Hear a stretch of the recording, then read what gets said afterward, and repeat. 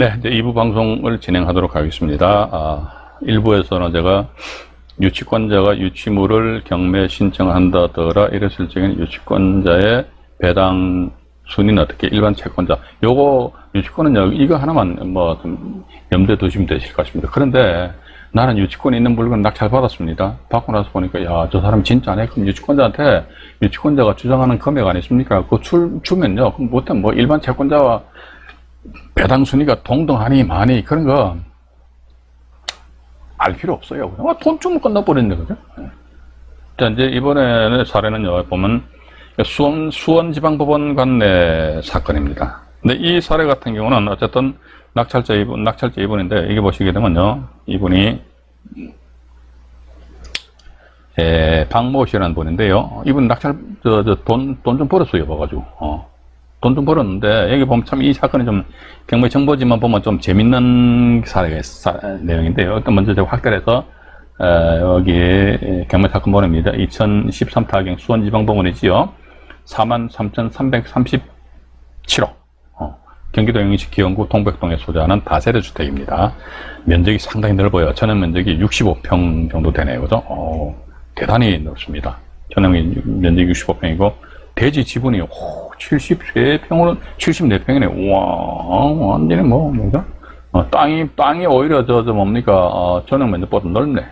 그런데 이게 보니까, 오차 매각길래 해가지고요, 박모시에서 입찰 2명인데, 1등이 1억 4,900만 원이죠.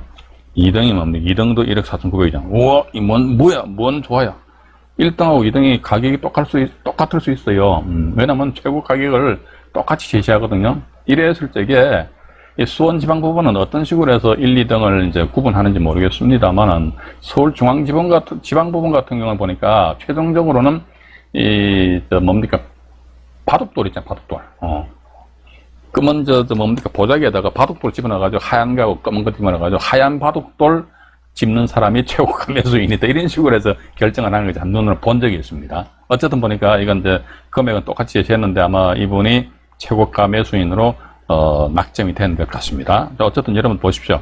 6억 2천만 원 하는 것이 24%에 낙찰을 했단 말이죠. 1억 4,900만 원이거든요. 그러니까 저는 이렇게 봅니다. 유치권 같은 경우도 이게 제일만 이게 우리가 제일만 이게 활용하면요. 이것도 상당히 괜찮는데 하는 그런 이제 생각을 가져요. 그래서 이게 1억 4,900만 원에 낙찰이 되었습니다. 밑으로 잠깐 내려가 보겠습니다. 내려가 보니까 뭐 특별한 건 없어요. 임차인도 보면요. 여기 보시면 이제 뭐 주거 임차인이 있는 듯한데 대항력이 없는 걸로 나와 있지 않습니까? 여기 보시면은 뭐 대항력 일단 뭐 없는 걸로 이렇게 나와 있네요. 대항력 없음. 크게 신경 써질 필요는 없고 임차인이 있는데 대항력 없다면 신경 쓰지 마세요.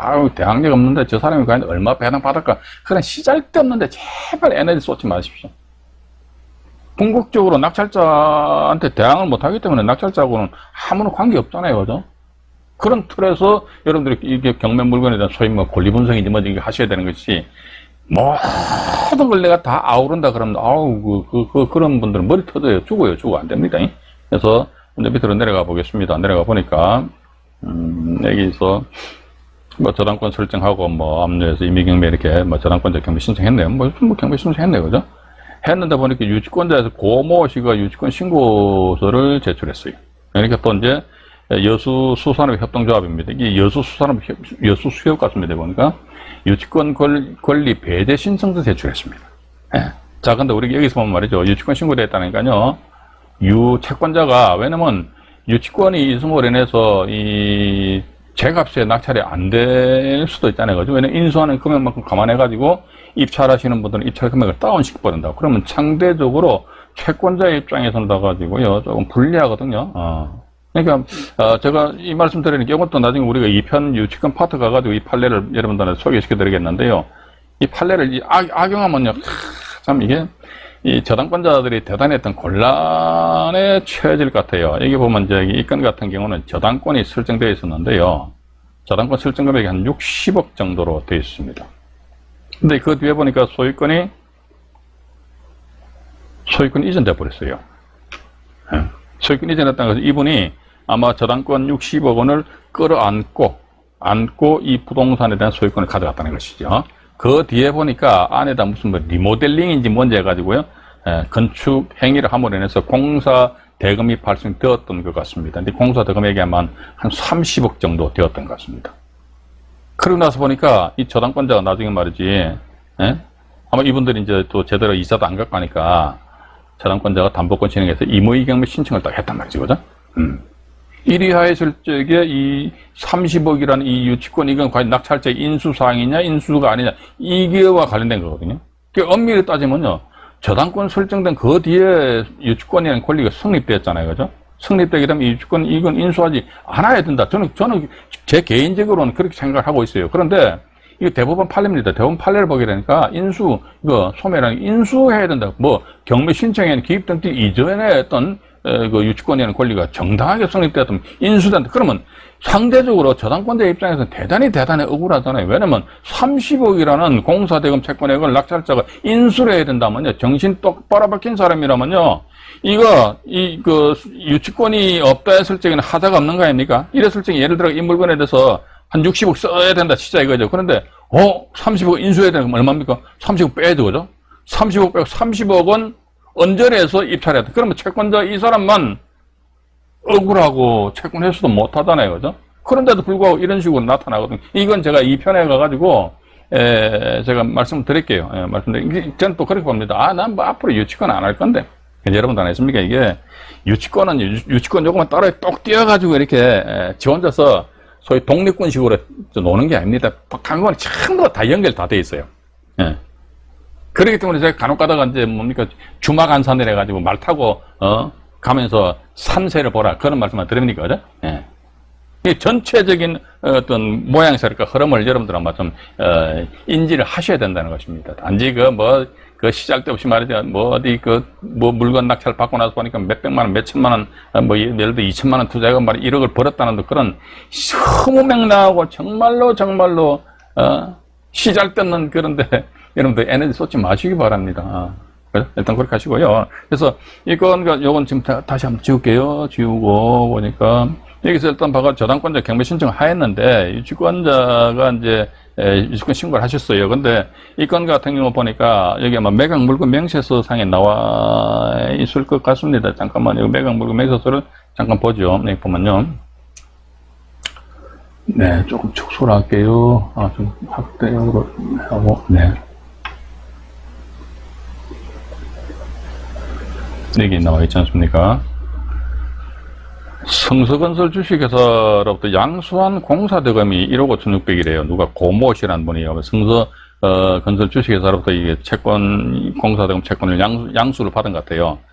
유치권 신고가 접수되어서는 그 성립 여부는 불분명하고, 채권자로부터 유치권 배제 신청서가 접수된. 근데 보니까 유치권이 신고됐다면요. 채권자 같은 경우는, 아까 같은 경우도 말이죠. 순순히에 이렇듯이 저당권이 설정됐던 것, 그 뒤에 유치권이 성립되었다. 그런데 그 유치권은 낙찰자가 인수한다, 이거죠? 유치권은 낙찰자가 인수한다. 이를 하였을 경우에는 때로는 봐서 순순히 저당권자 등의 어떤 손해를 볼 여지가 없지 않아 있기 때문에, 그죠? 따라서 채권자 입장에서는 유치권에 대한 배제 신청서를 한대. 걔는 간단하게 유치권 배제해줘요. 유치권 배제 신청입니다. 유치권 배제 신청을 한다 해가지고 이게 유치권 자체가 말이죠. 유치권 자체가 완전히 소멸되느냐? 절대로 그거 아닙니다. 단지 채권자 유치권 배제 신청하는 거예요. 유치권 배제 신청 모두 채권자 입장에서 지 주관적으로 생각해보니까 쟤는 가짜같다 이거지. 근데 실질적으로 진정 유치권이 발생됐다 그러면요, 그 유치권은 소멸 안 되는 것이죠. 그래서 채권자가 단지 유치권에 대해 배제 신청하였구나. 이것만 우리가 기억하시자는 거죠. 그런데 보니까 유치권자 유치권자 본인이, 나 안 받을 거예요. 포기할 거예요. 유치권 포기각서입니다. 유치권 포기각서 제출할 때, 이때는 유치권 자체가, 이때는 완전 이게, 소멸돼 버립니다. 이게 배제 신청하고 포기각서 제출하는 거하고 틀립니다. 배제 신청은 채권자가 배제 신청하자는 거죠. 포기각서는 유치권자 본인이 유치권에 포기하겠다 이거지. 그죠? 일단 그렇게 여러분들 보시면 되실 것 같습니다. 이것도 유치권 포기각서를 제출하면 유치권이 소멸한다. 이것도 어떻게 보면요, 유치권의 소멸 사유에 해당됩니다. 유치권의 소멸 사유에 해당된다니까. 그러면 유치권자가 유치권을 포기한다. 포기각서 제출했다. 유치권 소멸 사유되고, 또 유치권자가 유치물을 경매 신청한대요. 이것도 보면 유치권 소멸 사유가 됩니다. 일단 오늘 방송까지는 이 두 가지 유치권 소멸 사유에 대해서 말씀드릴게요. 그 이외에 몇 가지 더 있거든요. 근데 우리 투자자 입장에서 봐가지고요, 유치권 있는 물건 낙찰받았다. 자, 유치권 얘기 보십시오. 이 물건 보면 이게 갑이라는 사람이 건축업자로서 이제 공사대금을 못 받았습니다. 그래서 유치권을 주장하고 있어요. 근데 이 물건을 이제 낙찰을 받았습니다. 누가 낙찰을 받았습니다. 뭐 예를 들자면 이걸 이제 A라는 분이 낙찰 받았다 치자 이거예요. 이 상태에서 A는 갑한테 공사대금 반환해 주어야 할 그런 의무는 있다 없다? 없어요. 또 갑 역시 마찬가지 낙찰자 A한테 나의 공사대금 얼마 줘요 라고 청구를 할 수 있는 그런 권리가 있다 없다? 없어요. 갑과 A는 완전히 남남입니다. 근데 왜 갑은 이 물건을 깔고 앉아있느냐? 이건 법 규정, 민법 규정에 나와 있기 때문에 유치권자는 자기 특정한 물건으로 인해서 발생된 채권이 있으면 그 채권을 회수할 때까지는 단지 그 물건을 점유만 할 수 있는 권리가 있는 것이지, 그 소유자한테 돌리도, 이런 경매로 이제 소유권을 달리했을 적에 이런 사람들한테 돌리도라고 반환 요청할 권리는 없다는 것이죠. 역시 마찬가지 A 입장에서 보면 이 사람한테 방빼라고 주장 못한다. 이게 왜? 방빼 그러면 갑 유치권자는 말이죠. 무슨 소리라는 게 이 사람 민법 규정에 보면 내가 특정 물건으로 이게 특정 물건이잖아요, 그죠? 특정 물건으로 인해서 발생된 채권 공사대금 있는데 그걸 내 받을 때까지 내 꼼짝꼼짝 안 할 거야. 그럼 따라서 이 사람의 권리는 정당하기 때문에 A는 뭐 갑한테 방빼라고 주장 못한다는 겁니다. 이 상태에서 A 입장에서 봐가지고는 자기가 이제 낙찰 받고 나서 대금 납부하고 자기 앞으로 소유권 이전 등기 했단 말이죠, 그죠? 소유권 이전 등기를 한 그런 상태에서 그냥 계속 지내다 보면 서로가 깝깝하다고, 이런 물에 대해서 어떻게 한다 하더라, 이제, 갑 입장에서도 이제 이 부동산을 계속적으로 점유하게 뭐 하니까 갑이 이 유치권의 어떤 그 목적이 되는 물건을 경매 신청한다요. 경매 신청. 경매 신청한다면 이것은 이제 유치권의 소멸 사유, 유치권 소멸 사유가 된답니다. 근데 갑 유치권자의 공사대금 채권액이 10억이라 치자기죠. 근데 갑이 경매 신청했는데 보니까 경매 결과 누가 말이지 한 1억에 낙찰 받아가 버렸어요. 그러면 10억이 자기 공사대금인데 당신 1억 배당, 그럼 유치권자 1억 배당 받잖아요, 그죠? 그 나머지 9억에 대해서 뭐가 어떻게 돼? 유치권자가 경매 신청하면 유치권 소멸 사유에 해당된다 이거죠. 그러면 나머지 9억은 뭐다? 소멸되는 거, 소멸 없어져 버린다는 거죠. 이런 걸 우리가 유치권 있는 물건 낙찰 입찰 들어간다. 자, 그럼 저는 제 채널에서는요, 저는 공명정당하게 말씀드릴게요. 그러니까 우리가 경매 투자자 입장에서 말씀드리는데, 이번엔 유치권자 입장에서 말씀드리다 보면요, 반대로 생각하면 될 거 아닙니까? 유치권자가 유치물을 경매 신청하면 이게 유치권 이 자체가 소멸되는구나. 그럼 유치권에 대해서, 유치 목적물을 경매 신청하지 않고 가만히 있게 되면은 괜찮다 이거죠. 따라서 어떻게 한다 하더라도 그 물건에 대해서 일상적인 그 유지 관리를 위해서 유치권자는 그 물건 점유하고 사용할 수도 있다 이거죠. 그걸 예를 들어가지고 유치권자 본인이 점유하고 있는 이 부분을 누구한테 전세나 월세 줘가지고 수익을 올리면 그것도 유치권 그 소멸 사유에 해당됩니다. 예. 그런 식으로 해서 기싸움을 벌이게 된다면 결과론적으로 A가 굽히고 들어올 여지가 없지 않아 있을 수도 있지 않겠느냐 하는 그런 생각을 가지게 됩니다. 지금 제가 여기서 막 왔다 갔다 말씀드리거든요. 이걸 여러분들 천천히 한번 잘 들어보셔야 됩니다. 잘 들어보시고 재미없으신 분들 그냥 듣지 마세요. 제가 솔직히 말씀드립니다. 제가 무슨 유튜브 상에서 무슨 어떤 분들은 그런 얘기 합니다. 떡상이네. 저는 떡상이 뭔지도 몰랐어요. 봐가지고 떡상이 뭔데 그러니까 조회수가 많고 근데 조회수 상관없어요. 봐가지고. 근데 저는 단지 이게 유튜브 상에서 이런 식으로 영상물을 촬영을 해서 올리게 되면은 이게 완전히 제 거거든요. 됐고, 어떻게 보면 안종현 경매TV는요, 안종현의 그 경매 3개가 있습니다. 경매 3개의 어떤 보물 창고입니다. 창고. 제가 카페에서도 경매박사 방송을 하면서 그걸 이제 카페에 계속 올리는 게 뭐냐면요, 그냥 텍스트로 글 올리는 것보다 이제는 텍스트는 이제 한물 같잖아요. 그죠? 이게 유튜브로 사람들이 많이 몰리지 않습니까? 그래서 영상물로 해가지고 저도 이제 카페 같은 경우도 제가 올려놓고, 만약에 그걸 말이죠. 제가 제 개인 서버를 구축을 한다 그러면 아마 관리비 상당히 많이 들어갈걸요. 근데 지금 제 카페나 유튜브 같은 경우는 제가 하루에 영상물 10개 올려가지고 올려본들 저는 전혀 어떤 부담하는 비용이 없다는 것이죠. 그래서 저는 그렇게 봅니다. 이런 내용이 돼가지고 재미없다 그러면요, 그냥 보지 말고 그냥 나가세요. 저도 그런 분들 별로 안 좋아합니다, 제가. 내가 무슨 구독자분들한테 알람봉 끼워가지고 아이고 뭡니까? 구독과 좋아요, 알림 설정을 부탁드립니다. 제가 그 전에 방송할 적에 그런 이야기 한번 봤지. 입에, 얼굴에만 낯간지럽더라고, 솔직히. 저는 그런 이야기 별로 하기 싫거든요. 자, 그래서 일단 제가, 여기서 제가 한번, 여기저기 왔다 갔다 말씀드렸는데, 기본적으로 이거 다시 한번 더 지우고, 이걸 칠판으로 살포시 옮겨서 다시 한번 더 말씀 드려볼까요? 잠깐만요. 칠판이 제대로 빨리 나와야 될 건데, 나왔네요. 다시 한번 정리해서 말씀드릴게요. 우리 차근 보시면 유치권도 어려운 게 아니라니까. 그러니까 유치권도 그렇고 법정이상권도 그렇고 지분경매도 그렇고요.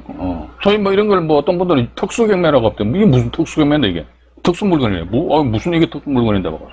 그 일반적인 물건이에요. 봐가지고 아무것도 안 해요. 봐가지고 단지 뭐다 그런 물건에 대해서 건드리는 사람들은 시간과 자금적인 측면에 있어서 조금 여유가 있는 사람들은 그런 걸 건드릴 수 있는 것이지. 그 무슨 뭐 지분경매니까 특수물건이고. 특수물건은 아닙니다. 제가 보는 관점에서 그냥 일반적인 물건이에요. 그래서 단지 내 주머니에 돈이 자금력이 좀 어떻게 빵빵하게 있냐 아니면 없냐 거기에 따른 것이지. 좋습니다. 여기 다시 말씀드릴게요. 여기 보시면은 이 건물에 대해서 갑이라는 사람이 자기 공사대금입니다. 공사대금대로 한 10억을 못 받았다 진짜 이거예요. 그럼 자기는 어떤 유치권은 뭡니까 특정 물건으로 인해서 발생된 채권이 있으면 그 채권을 회수할 때까지는요 회수할 수 있는 그런 권리 아니까 이 갑 입장에서 봐 자기 공사대금 10억 원을 이제 회수할 그런 권리가 있거든요. 있는데 봐가지고 10억을 반환해 줄 어떤 주체가 안 나타나는 거예요. 그럼 갑은 어떻게 한다 하더라고요. 이 10억을 반환받을 때까지 이 물건을 계속적으로 깔고 앉아 있어야 됩니다. 점유를 해야 됩니다. 점유를 하여야 되는 그런 상황이고. 강소나무님 어렵습니까? 이거 어려운 거 아니에요. 이게 우리가 어떻게 유튜브의 어떤 폐단이다 저는 그렇게 봅니다. 이게 유튜브 상에도 법원 경매 관련된 채널들이 상당히 많아요. 많은데 지금 보면요, 그 대세가 어떤 쪽으로 나가느냐 그러니까 그 현장 가서 카메라 막 들여다가는 게 저도 법 보면 재밌어요. 저도 보면 재밌다니까요. 왜냐면 그런 경우는 법률적인 지식이 필요가 없다니까. 그냥 거기서 이야기하는 사람 그만 들으면 돼요. 봐가지고. 근데 실제 이제 이런 쪽으로 이제 유치권이다, 법정이상권이다, 지분경매에 대해서 한번 살포시 탁 건드려버린다더라 그러면 아이고 뭐 평상시에 그렇게 굴레는 안 돼 있다가 갑자기 이런 쪽으로 쑥 들어와 버리니까 머리가 아프거든요. 근데 돈 벌려고 하면 머리 좀 아파야 됩니다. 어쩔 수 없어요. 봐가지고. 이제 채널 채팅창 한번 볼게요. BGM님이 누구신가요? 잘 모르겠다. 김현구님 들어오셨고요. 주현숙님 우리 카페 회원님이시죠? 나사랑님 들어오셨네요. CEO 찰스님, 네, 반갑습니다. 핑크님이 큰손대장님이시죠? 네, 반갑습니다. 강소나무님, 그러니까 꾸준하게 계속 들어오세요. 이게 제가 말씀 안 드립니까? 이게 지금 제가 이게 유튜브 상에서 이런 라이브 방송을 진행을 함에 있어가지고 그전에 내 솔직히 실토를 합니다. 이게 뭐 불특정 다수고 말이죠. 돈도 받는 것도 아닌데 그냥 뭐 일정 부분은 감추고 할까 아니면 확 100% 다 까발려 버릴까 이렇게 고민하다가 제가 지금까지 경매판에서 경매 바닥에서 한 30년 이상 뒹굴러 버렸어요. 그러다 보니까 무슨 꼼수 논문은 뭐 좀 많이 알고 있어요. 근데 이걸 가지고 아예 안 되겠다. 다 까발려 버리자. 근데 실질적으로 이런 내용에 대해서 오프라인상에서 여러분들이 강좌를 아마 들으시나 오프라인 강좌 듣지 마세요. 말하고 100만원, 200만원 좀 뭐라 강의 들어야 된다. 답답하더라고요. 그거 가게 되면, 근데 어떤 분들은 이런 얘기 합니다. 그런 데 가서 강의 들으면 인맥을 형성하는데, 인맥, 의미가 없어요. 봐가지고, 자칫 잘못하면 말이죠. 그 주체 쪽으로부터 내가 휘둘린다니까요. 내 장난감이 돼버린다니까요. 사기당한다니까요. 공동투자한답시고 말이지, 인당 말이지, 몇 천만 원. 물론, 안 그런 데도 많아요. 그런데 그런 데도 제법 있는 모양이더라고요. 그 간혹 가다가 뉴스 이런 데 보면, 경매 투자 학원 이런 쪽에서 사고가 많이 터지잖아요. 그죠? 그래서 저는 항상, 방송에서도 말씀드리고, 제 말씀에 대해서 뭐 욕을 하셔도 괜찮아요. 근데, 뭐 어떤 이야기냐면 항상 봐도 내가 기본에 충실했는데 기본 잡아야 돼요. 어쩔 수 없어요. 제가 또 이렇게 옆으로 빠지는 이야기 하면요, 영상 보시다 그냥 나가시는 분들 많이 계시거든요. 나가실 분들 나가세요. 괜찮습니다. 괜찮습니다. 그래서 이게 어려울수록 어떻게 한다더라. 끝까지거든. 아, 광소나무님이 올해, 환갑이시네요. 저는 올해 64살입니다. 아, 근데, 저는 이제 이게 70 이것은 그 사람 마음먹기에 달려있는 것 같아요. 그 사람 본인 마음먹기에 달려있습니다. 내가 스스로, 아이고, 늙었다 하면 완전 노인네 되는 거 아닙니까? 근데 70, 80대도요, 그럼 그 저는 청년 정신을 가지고 있어야 된다고 보고 있습니다. 네, 끝까지 한번 해보십시오. 해보시면서, 제가 그전에 말씀드렸는데, 코로나 사태가 어느 정도 종식되면은, 그때는 오프라인 모임 해가지고, 실제로 서로 만나서 이제 오프라인상에서, 제가 오프라인 오프라인 강의는 안 해요. 제가 앞으로 이제. 그전에 또 신문을 할 정도 했는데, 이제 안 하고요. 오프라인상에서 이제, 이런저런 만나서, 본인들의 맞는 그런 투자 패턴 있지 않습니까? 이런 쪽으로 이제, 심도 있게 이야기를 해볼 그런 참입니다. 그래서 계속 들으셔야 됩니다. 자, 그러니까 어쨌든 갑이라는 사람이 이 집을 짓는데 공사대금 10억이 들어갔다는 거예요. 근데 자기는 10억을 못 받으면 당장 부도난다 이거지. 그럼 어떡합니까? 자기 공사대금 10억이라는 채권을, 공사대금 채권이죠. 이 채권을 나름대로, 회수하기 위해서는 이걸 점유하는 수밖에 없습니다. 이게 이제 유치권의 성립 요건입니다, 이게. 유치권의 성립 요건이에요. 성립 요건인데. 자, 그런데 봐가지고요. 이 갑이라는 분, 다시 밑으로 내려서 그런데 말씀드릴게요. 이 물건에 대해서 갑이라는 사람이 10억의 공사대금 채권이 있어서 계속 깔고 앉아있다, 이게 점유를 하고 있는데, 이게 보니까 어느 날 갑자기 이 경매가 진행됐습니다. 그래가지고, 여기 A라는 사람이 토지와 건물을 낙찰을 받았습니다. 낙찰. 근데 여전히 갑은 뭐다? 이 물건에 대해서 자기는 점유를 해야 되니까 갑이 계속적으로 점유를 하고 있어요. 그러면 A는 법원에 대금 납부함으로 인해서 자기 앞으로 소유권 이전 등기는 되잖아요. 그죠? 등기부동산 A 명의 등기는 돼요. 그런데 실질적으로 이 부동산에 대한 점유는 누가 하고 있지? 갑이라는 사람이 점유하고 있잖아요. 그죠? 이러다 보니까 두 사람 다 어정쩡한 거예요. 갑은 뭐다? 자기 공사대금 10억을 못 받아서 어정쩡하고, A는 뭐다? 등기부동산이 자기 건단 말이에요. 실질적으로 이 부동산을 내가 낙찰 받았는데 유치권 줘 보니까 진짜네? 유치권자, 저 사람으로 인해서 이 사람은 뭐다? 들어가지 못하잖아요. 입성을 못 해요. 그럼 점유를 못 하잖아요. 점유는 이 사람 하고 있으니까. 점유를 못 하죠. 갑은. 점유를 못 해. 점유를 못 하니까 갑은 뭐다? 사용도 못 하잖아요. 그죠? 사용도 못 하고 수익도 못 취하는 거죠. 그죠? 점유를 해야지만, 이게 어떤 특정 부동산에 대해서 A라는 사람이 점유를 해야지만 그 점유에 기해 가지고 지가 직접 사용할 수도 있고, 아니면 남한테 전세나 월세나가 수익을 취할 수도 있는 거 아닙니까? 근데 아예 그냥 갑이 점유하고 있기 때문에 사용 수익을 못 한다는 거죠. 그러니까 A도 어정쩡하고 갑도 어정쩡하다는 것이죠. 그죠? 이런 상태에 있어서, 잠깐만요. 제가 화면을 좀 지우고 정리해 드릴게요. 이런 상태에 있어서 뭐냐면요, 갑이 또다시 이걸 경매 신청합니다. 제가 말씀드렸죠. 이 갑이라는 사람은 이 부동산을 점유를 할 수 있다. 그런데 천년만년 이 부동산을 깔고 앉아 있을 수는 없는 거 아닙니까? 그죠? 천년만년 깔고 앉아 있을 수는 없기 때문에 갑은 뭐다? 본인이 점유하고 있는 이 부동산을 경매 신청한다. 그러면 유치권자, 갑이 유치권자죠, 그죠? 유치권자가 어떻게 경매 신청한다? 요건 뭐지? 유치권의 소멸 사유에 해당된대요.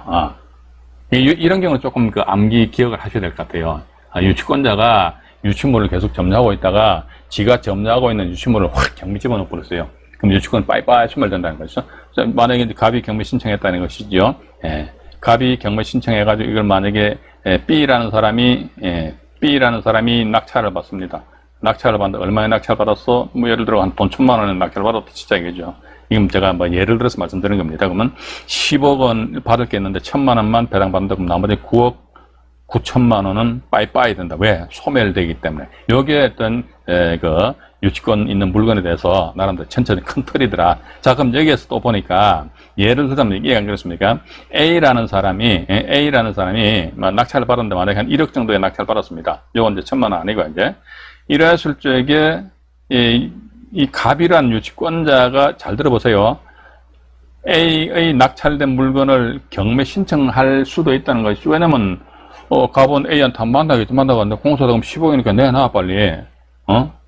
당신 나한테 10억 안 주면 나는 이걸 점유를 A 당신한테 안 넘겨줄 거야. 이렇게 이제 서로 이야기할 수 있는 거 아닙니까? 그러면 A 입장에서 나 10억.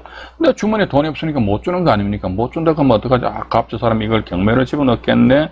근데 내가 얼마에 낙찰받았지? 1억에 낙찰받았지? 그러면 혹시 경매 집어넣었을 적에 내가 최소한 손해는 안 봐야 되겠지? 그러면 1억 원 하고 또 최소한 한 5천만 원만 먹지. 그러면 1억 5천만 원 되잖아요. 그죠? 그럼 어떻게 하지? 봐가지고요. 요 A는 이 부동산 낙찰을 받고 나서 어떻게 한다? 여기다가 저당권 해가지고 말이죠. 예, 저당권에서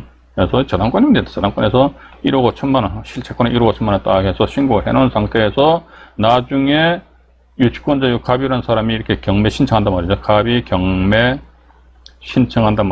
신청하면 배당 순위는 어떻게 일반 채권자와 동등한 순위가 되죠, 그죠? 근데 저당권은 우선 변제권이죠. 일반 채권자는 우선 변제권이 없죠. 따라서 우선 변제 있으니까 1억 5천만 원 1등으로 해서 1억 5천만 원이 1등으로 배당받고, 그러면 요 A 입장에 자기가 낙찰 금액이 이게 1억이니까 1억이 최소한도 어떻게 내가 5천만 원은 벌고 들어가고, 이런 식으로 이제 우리가 접근을 하셔야만 되지 않겠느냐 하는 그런 생각을 가지고 있습니다. 가지고 있고요.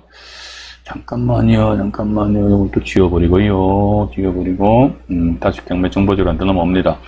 이거 제가 빨리 좀 말씀드릴게요. 시간이. 요건 같은 경우는 보면 말이죠. 현재,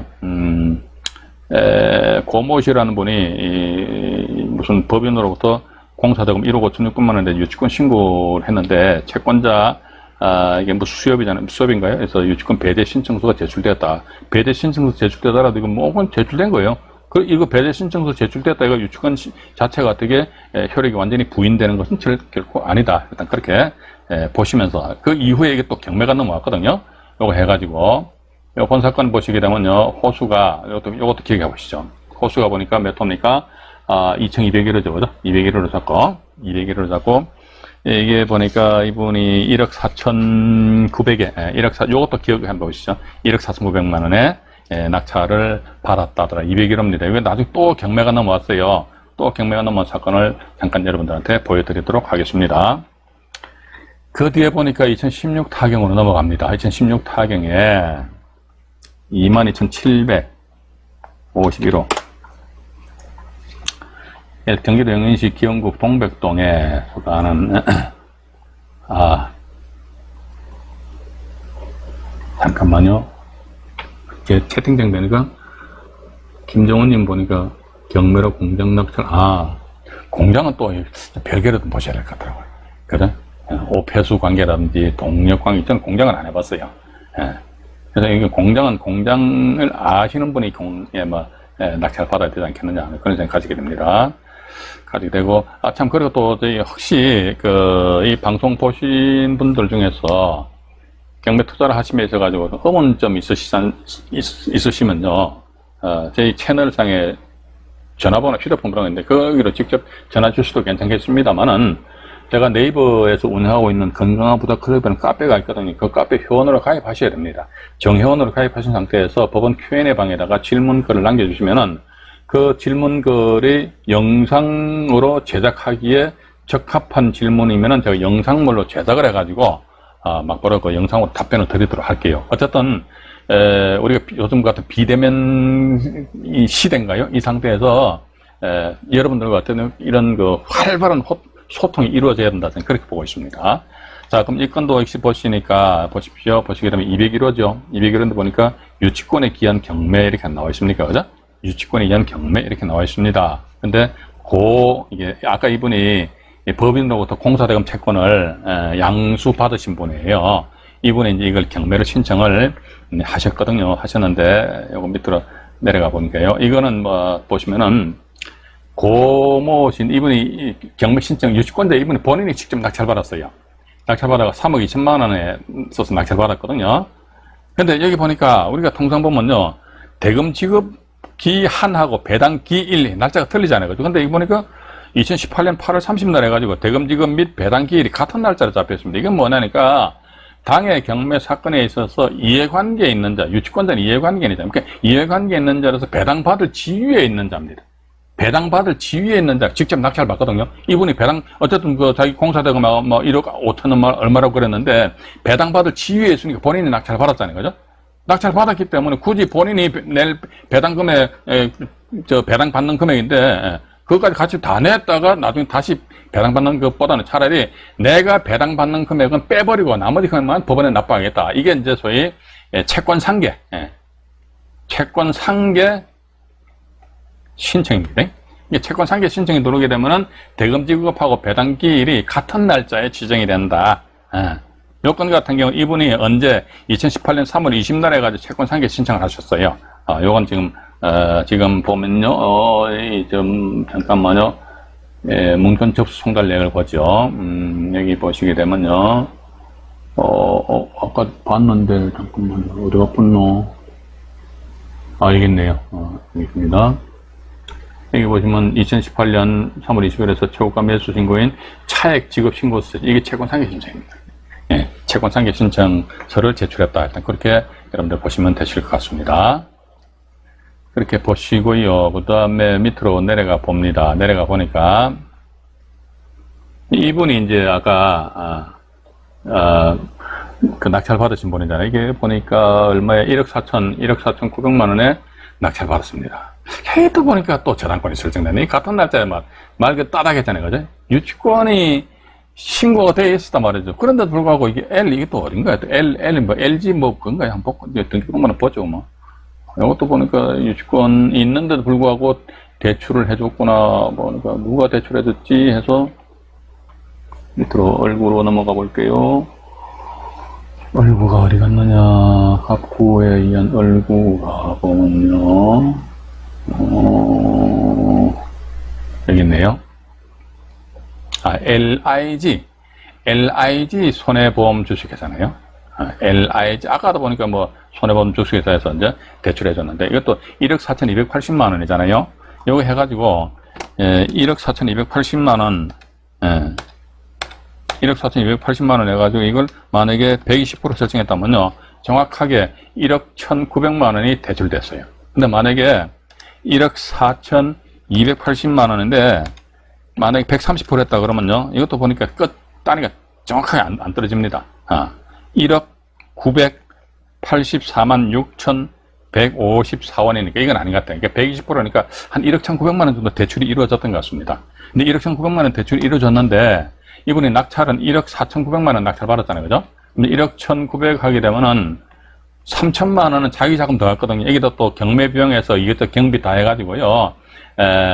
보통 한 3% 정도 보시면 되거든요. 그러면 1억 5천 정도 잡고 1억 5천 정도 곱하기 3% 하게 되면 한 450만 원 정도. 그러니까 한 자기 등기 비용에서 한 400 정도 하니까 자기 자금은 한 3,400 정도 들어갔지 않았겠느냐 하는 그런 생각이 든다는 거죠. 그럼 이분이 입장에서는 봐가지고요. 이분이 이제 유치권에 있는 물건 낙찰받은 분인데, 그럼 3,400이다. 그럼 1억 1,900만 원 배당 받고 또 3,400만 원 배당 받으면 자기 원금 다 그대로 끝나는 거예요. 그죠? 그죠? 그러니까 1억 4,900에다가 400만 원, 등기비용 포함하게 되면 1억 5,300이 돼버린다고. 1억 5,300만 원만 자기가 가져가면 이건 경매 투자를 할 실익이 없는 거예요. 최소한도 자기 주머니에는 한 2억 원 이상의 금전적인 수입이 들어와야지만 여기서 한 5천만 원 정도 수익이 발생된단 말이죠. 그죠? 그래서 우리가 이제 유치권에 있는 물건을 낙찰 받았다 했을 적에 말이지, 아까도 말씀드렸습니다만 유치권 부전조 확인 청구 소송 이런 것보다는, 이랬을 적에 유치권자가 유치물을 경매 신청하겠지? 유치물을 경매 신청했을 경우는, 일단 내가 손을 안 보기 위해서는 어떻게 해야 되지? 그죠? 그런 측면에서 우리가 이제 한번 생각을 해봐야 된다는 것입니다. 그래서 이 건 같은 경우도 보니까, 요건 이제 이분이 직접 경매 신청해가지고 이분이 3억 2천만 원에 낙찰받았어요. 네. 3억 2천만 원 낙찰받았는데 문제는 뭐냐? 그러니까 강제 경매니까 또 나옵니다. 이게 일반 채권자죠, 그죠? 일반 채권자하고 동등한 순위를 가진다는 거예요. 우선 변동권이 없다는 겁니다. 근데 LIG 요 저당권 하니까 아까 1억 4,280만 원인데 3억 2천만 원에서 경매비용 2,300만 원 신경 쓰지 말고요. 그러니까 순수하게 3억 2천만 원을 배당금액으로 본다면은 이 3억 2천만 원에서 LIG 해가지고요, 1억 1,900만 원, 1억 1,900만 원 빼버리죠, 그죠? 그러면 2억, 한 2억 정도가 순수한 배당금액이 남거든요. 여기에서 보니까 고모시 이분이 저기 유치권에 터잡은 채권액이 얼마냐. 그러니까 요거 나머지 배당 금액은 자녀 배당 금액 2억으로 보겠습니다. 2억. 나머지 자녀 배당 금액은 2억으로 보자 이거죠. 이런 거는 사실 좀 그렇습니다. 이게 제가 단지 강좌만 듣고 나서 이 투자 결정한다는 게 좀 그렇게 쉽진 않아요. 그래서 어떤 그 경매 사건이 있으면은 말 그대로 머리 맞대고 한번 고민을 해봐야 된다는 겁니다. 자, 물건 명세서를 한번 볼게요. 물건 명세서를 보니까, 여기 보시게 되면은, 나와 있네요. 잠깐만요. 이걸 제가 화면을 빡 올릴 수가 없네. 비곤하네 해가지고. 응? 이게 말이죠, 지금. 잠깐만요. 이러면 화면이 잘 안 보이실 거고. 야, 이게, 잠깐만, 제가 이거 다시, 조금 올려가지고. 네, 이제 됐네요. 여기 보시게 되면은, 소유자가 채권자, 유치권자입니다. 유치권자가 소유자 여부는요, 유치권이 성립되어 있는 물건 낙찰받은 낙찰자입니다. 그 전 낙찰자예요. 유치권자를 상대로 해가지고, 이게 전 낙찰자는 유치권자를 상대로 해가지고 건물 인도 소송을 했어요. 이게 성남지원의 사건 번호 나와 있잖아요. 그죠? 근데 채권자가 유치권자입니다. 예, 유치권자는 소유자니까 낙찰자로부터 1억 300만 원과 지연 손해금을 지급받은과 동시에 이 사건 부동산을 소유자에게 인도하라 라는 판결문이 나오는 것 같습니다. 근데 1억 300이니까 그래서 항소심이 진행 중이라고 하는데 한 1억 정도가 유치권자의 채권액이다. 일단 그렇게 이제 우리가 보자 이거죠. 보게 되면은 자 여기서 이제 다시 경매 정보제로 넘어갑니다. 넘어가니까 아까 3억 2천만 원의 순수한 배당 금액을 봤을 적에 3억 2천만 원을 배당 금액 보고 다음에 LIG에서 채권액을 1억 1,900 한 1억 한 2천 정도 보자 이게 그건 얼마입니까? 2억이죠, 그죠? 2억인데 보니까 이제 이분도 보니까 저당권 설정되고 나서 그 뒤에 뭔가 또 2순위에서 저당권을 설정해 놓게 되면은 2순위에서 배당 다 받아가는데 그런데 이 저당권이 설정 안 되어 있기 때문에 강제경매하니까 이분이 자기가 1억을 배당 받을 여지가 있잖아요, 그죠? 그러니까 채권 상환했겠죠. 그럼 나머지 1억에 대해서는 어떻게 한다? 누구한테 1억은 누구한테 이 사람한테 돌아갑니다. 그러니까 결과론적으로 뭐 이분 같은 경우는 얼마 낙찰 받았습니까? 봐가지고 아까 1억 4,900만 원에 낙찰 받았잖아요. 그죠? 1억 4,900만 원에 낙찰 받은 상태에서, LIG에서 빼고도, 어떻게 됩니까? 어쨌든 1억 2천만 원 들어온 걸 보고요. 1억 하니까 2억 2천만 원, 2억 2천만 원이 자기 주머니에 돈 그런 결과가 됩니다. 그럼 결과론적으로 얼마? 1억 5천만 원. 자, 유치권이 있는 물건임에도 불구하고 1억 5천만 원을 투자를 해가지고 나중에 2억 2천만 원의 수익이 발생된다면 역시 마찬가지 한 7천만 원 정도의 수익이 발생된 거 아닙니까? 그죠? 일단 그렇게 이제, 그래서 이게, 요거 보고 제가, 오늘 시간상 제가 사건이 한 3개가 더 있는데, 이건 말이죠. 그러면요, 언제입니까? 9월 10일이죠. 2021년 9월 10일 날 금요일 날 해가지고 또 다른 사건을 여러분들한테 소개 말씀드리도록 할게요. 이게 이제 우리가 이러한 흐름을 우리가 정확하게 이제 우리가 이해를 하셔야 됩니다. 그렇게 하신 상태에서 이제 유치권 있는 물건에 대해서 접근하실 것이고, 아이고, 나 유치권 있는 물건 내가 안 건드릴 거야. 그럼 그냥 안 하셔도 되지 않겠느냐 하는 그런 생각 가지면서요. 네, 오늘은 일단 여기까지 방송을 진행하도록 하겠습니다. 여기까지 방송을 진행하도록 하고요. 마지막은 아니죠. 방송 말미에 한 말씀 드리겠습니다. 다른 말씀 아니고요. 구독과 좋아요, 알림 설정을 안 하신 분이 계시면요. 알림 설정 해주시면 대단히 감사하겠습니다. 방송 시청하시느라고 대단히 수고하셨습니다. 이상 안정인의 말씀드렸습니다. 편안한 밤 되시기 바라겠습니다. 네, 고맙습니다.